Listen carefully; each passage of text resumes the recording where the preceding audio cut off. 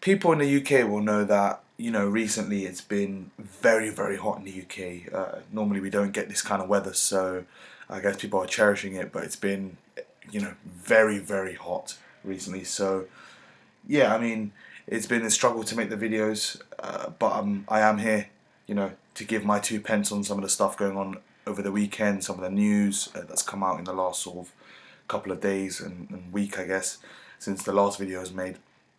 I like to keep it, flowing on the channel. I mean, obviously, I've been inactive for a large portion of the time, but recently I've been making a lot of videos. So yeah, I hope people have been tuning in and or at least been enjoying it. Whether they subscribe or like the videos or not, at least people enjoy it. That's the main thing. So yeah, I mean, I'm gonna try and release a couple of videos today, if possible. The rendering time and that sort of stuff takes a bit long, but in this video I'm going to talk about Sergey Kovalev versus Andre Ward 2, the rematch. A lot of controversy going over the weekend. Won't keep this video too long because there isn't much I can add on what's kind of been up on YouTube since. So as fans would know, Andre Ward won by stoppage against Kovalev in the rematch. Kovalev looked good. I think Andre Ward looked good as well. They both looked better, I think, in this fight than they did in the first fight. But that can be argued, I guess. But that's kind of my two pence on it. It was a very, very even fight. I think Kovalev was up by 1 point on one of the cards, and he was down by a point on the other two cards. So it was a very, very tight fight. And there are some sort of factors that are linked to this fight that I want to discuss as well. So yeah, the fight itself kind of broke down how I expected it to break down. Andre Ward was much, much more dirty in this fight. I know we've seen Andre Ward as a dirty fighter in his sort of super middleweight days, specifically Carl Froch and Mikhail Kessler, especially. That fight was a very, very scrappy fight, and Andre Ward was very, very dirty in that fight. So I mean that kind of Ward did turn up in this Kovalev rematch, and I think he neutralised some of the threats that Kovalev was offering. But Kovalev was he was boxing well. He did what he needed to do, and he still stuck in there. The rounds were tight. I think I had Ward up by a point, up until the stoppage. And yeah, I mean, in that respect, there isn't too much to say on the actual fight. The fight kind of broke down how some of the boxing analysts and experts expected it to break down. It'd be very cagey and tight, and scrappy, and in close at times. But what was controversial was the stoppage. The stoppage, Andre Ward hit Sergey Kovalev with what looked like a good amount of low blows, and it seemed like that was a staple throughout the fight. So what I do sort of what I will say on it is that I can't really say if they were intentional or not, but from the looks of it, they were definitely low. Should not have been a stoppage. For me, it was. For me, Ward was, Kovalev should have been given the sort of 5 minute break and taken as much time as he possibly could, because he looked to be gassing, to be honest, Sergey Kovalev. But it depends, I guess, how people look at it. Some people will look at it differently, and some people are fans of Kovalev, some people are fans of Ward. So I understand it from both perspectives. But what I do try to give on the channel, especially, is an objective view. And I do think Kovalev looked to be tired. His punches. If you look at his previous fights, I mean, the Bernard Hopkins fight, the John Pascal fights, both of them, and some of his other fights, I think Ismail Silak, those sort of guys, he looked to have devastating punching power. I know the Silak fight didn't last too long, but the Pascal fight, the Hopkins fight, he looked to be really strong, really energetic in the sort of mid to late rounds. Especially in the fights against Andre Ward, in both fights, he definitely did not look like that sort of energetic fighter.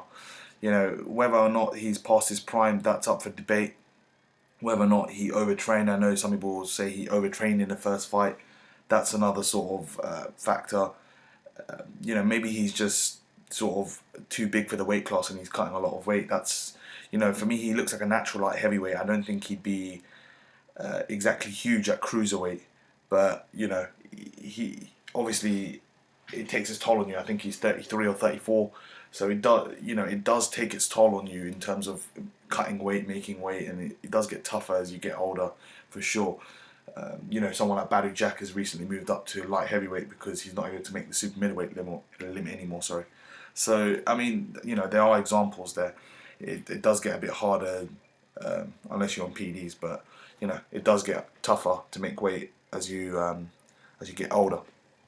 So yeah, that's something to factor in. But the stoppage was very dubious, very very dubious, and very suspect. Let's put it that way. I know Andre Ward has subsequently come out and said, if you can't get over the stoppage, I can't do anything to change your mind. It's I don't know what else I have to prove and whatnot. And obviously Kovalev and his team, or at least his promoter, Kathy Duva, has come out and said they're gonna file a complaint. I think today, as long as this goes up on the channel on the Monday, she'll be filing a complaint on the Monday.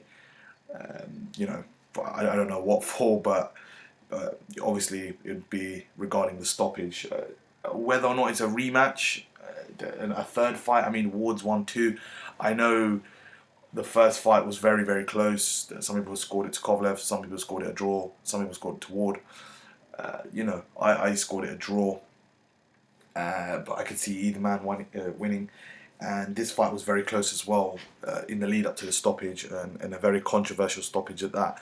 So I totally understand if there was to be a third fight. Whether or not there will be a third fight and it's an actuality is a different question. I doubt it at this moment in time, unless it's a sort of mandatory defence and they're forced to do it or something like that. But at this moment in time, I don't see a rematch happening. But options for these guys, or at least Ward at the moment. Adonis Stevenson's there. I know he's been calling him out, but I don't see Adonis Stevenson fighting anybody, to be honest, or anyone of actual note. So both of their options are quite thin and limited. So maybe a third fight might be, it might be something to look at, I guess, to consider from both parties. So yeah, fair play. What I will say is, we maybe didn't get to see the best of these guys going into the latter rounds. They may have had a shootout style war. And Andre Ward is certainly not a big puncher. They've been talking about him going to heavyweight. I just, I think some of the comments that come out post-fight sometimes of big fights are quite ludicrous. But, this one seems to be quite high on that list, let's put it that way. They're talking about Anthony Joshua. They want a name, and obviously they're calling it Anthony Joshua because he's one of the biggest names in the sport of boxing, not just British boxing anymore.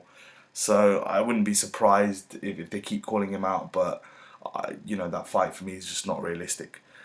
I did get asked a question on Twitter. I forget who asked me, but it was subscribe, I think, and I got asked that if I was Kovalev, would I move down to 168? Personally, I just don't think he can make 175. He seems to be really struggling to make 175. So 168 is, it's not a smart bet for me. It's not a a move that I would consider if I was Kovalev. He'd probably be devastating at 168 if he can make the weight properly. But one, if he does try to make the weight, I think he'd be very drained. And two, it seems highly unlikely because it seems like he's struggling to make 175, if I'm honest. So, it doesn't look like he's weight drained at 175, like from the scales, from what I see. But in terms of his performances of recent, I do think Kovalev seems drained at 175. So, that's kind of my take on the fight itself. There isn't much to add that I could potentially add. I mean, the fight broke down how some people thought it did. It was a very, very tight fight, which some people thought it might do. I thought Ward might have a bit too much class in terms of he might be able to be a bit more calculated. That's what I thought. But Kovalev did stick in there, and he matched Ward at more than one occasion, or on more than one occasion.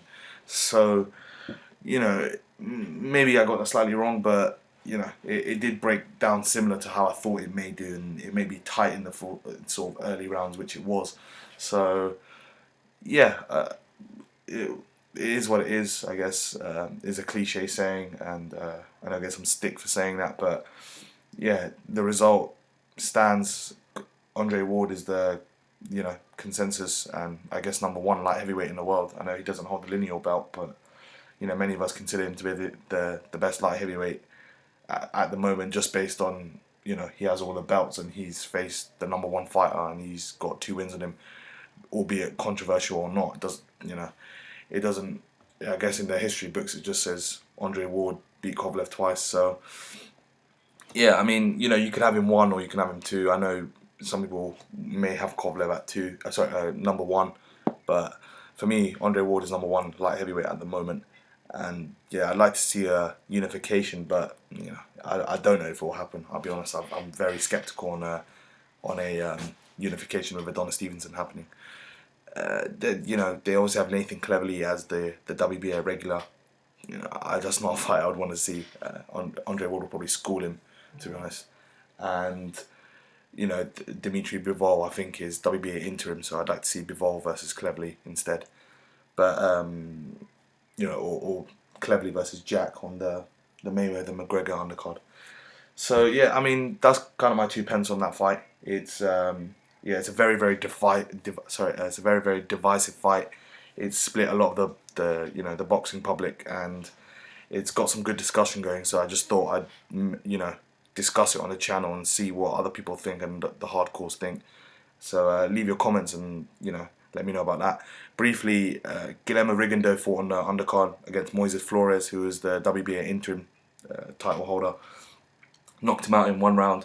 I did see the fight, and the shot was definitely late from Rigondeaux. I know they were both throwing, but Flores has come out and said the only way Rigo was going to beat me was a cheap shot or something like that. So for me, the fight was going to pan out one way, Rigo winning anyway. So I guess it's over. It was over before it even begun. But Rigo goes on, he marches on, and it's very interesting to see where he will go from here. He, the top names at 122 pounds have kind of evaded him, and they've moved up. Scott Quigg, Carl Frampton, a few others. No one is really around the weight class. I mean, Jesse Magdaleno, he has a belt, but I don't think they're going to want to put him in with Rigondeaux.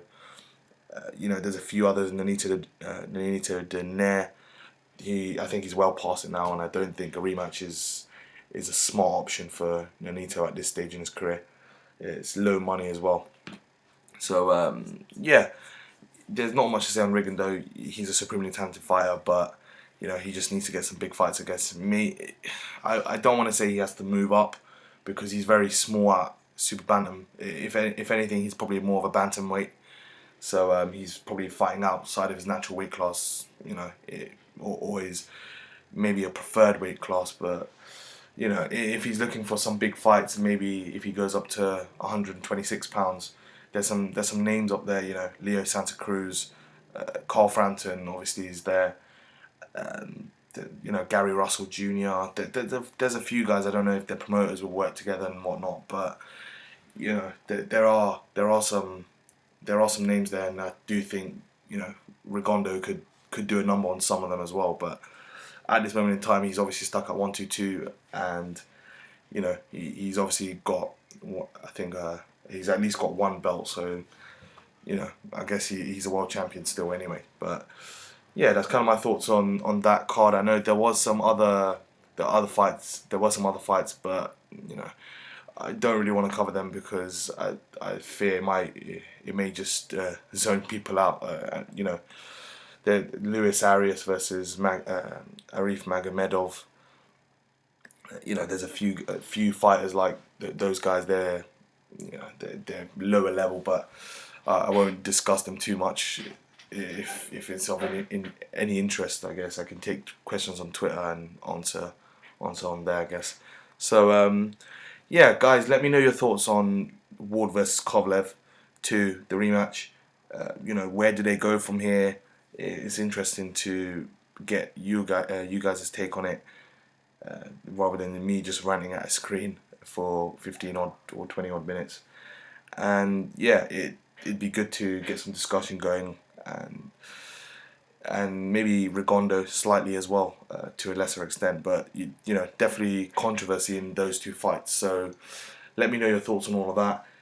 Hit the like button, share it so we get more, people on board on the channel. And yeah, I'll speak to you guys soon. Looking to make a few other videos, Floyd versus Connor, and there's actually a card that has been announced by Tom Loeffler. It's got a few lower weight class guys, so I've been asked to do a video on that. So I will try to put that out sometime this week as well, some initial thoughts and discussion on that. So yeah, as I said, all the good stuff.